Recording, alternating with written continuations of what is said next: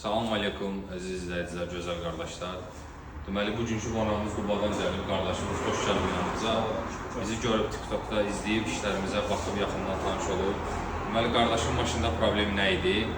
Aborotda oynama var idi, bir də maşında anlatacaq yerləri var idi. Tüstüyə verdiyi tüstü aparatı ilə təyin olundu. Bu da nədən sonra əmələ gəlib? Qardaş gedib, deməli, maşın motoru yığdırıb. Motoru yığanda orada müəyyən belə deyək, datçiklər var. Raspidmanın datçiki olsun, kollektin üzərindəki datçiki olsun. Səliqəsiz iş görüblər, yəni qırıblar.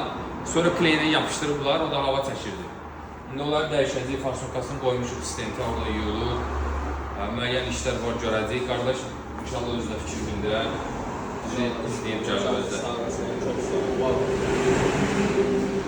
Sağ ol qardaşım. Ablacam bir sağ olasın. Var olun. Durmadan qardaş, Allah köməyin olsun.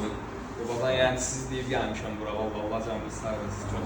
Yəni bu belə pis çıxmasın, qardaş əgər boyda yoldurub gəlibsə, demək ki, nəsə bilib gəlib.